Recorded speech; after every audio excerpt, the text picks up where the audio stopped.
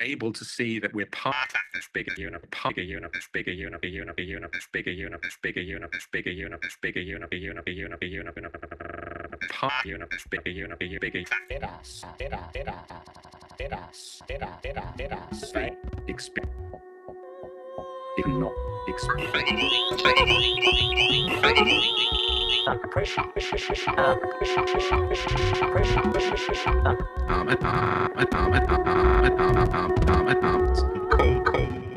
able to see that we're part of this bigger universe. We're not separate from it. We're not distinct from it. We're made from the same things.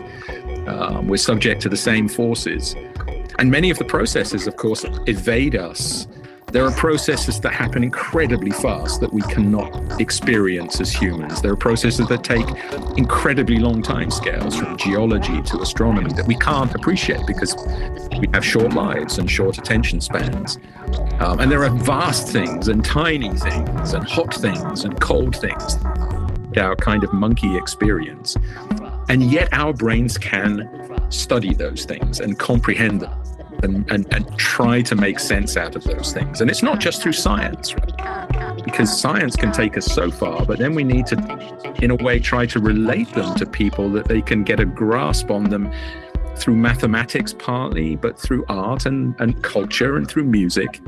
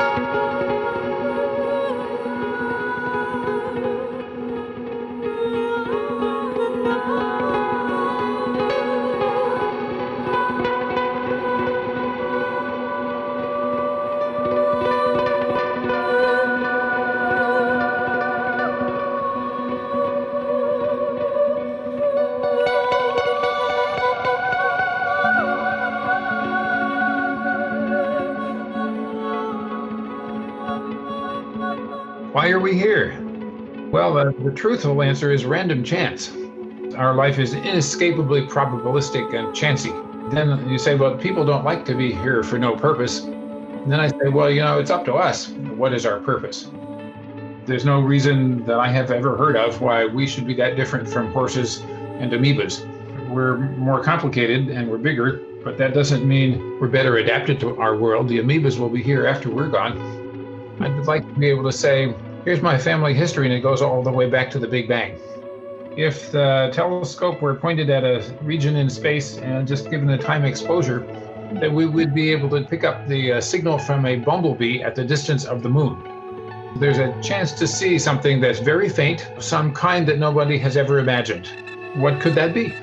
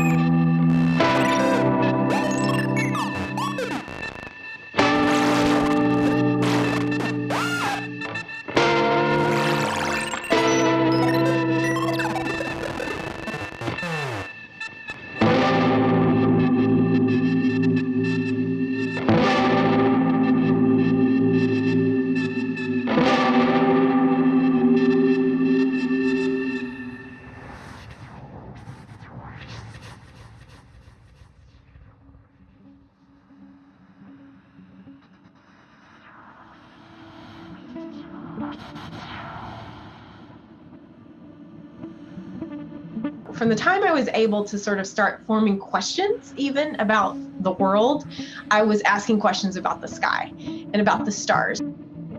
I have been interested in space and astronomy and all the big questions that go with it since the time I was a really little kid. You know, we're missing that very first piece, the first chapter in the story of the universe. We're totally missing. We've never seen it. So when you add up, you know, the deep infrared light we'll get from Webb with the visible light we have from Hubble and the X-ray light we have from Chandra, you can sort of put together a more complete picture of what those sources are like.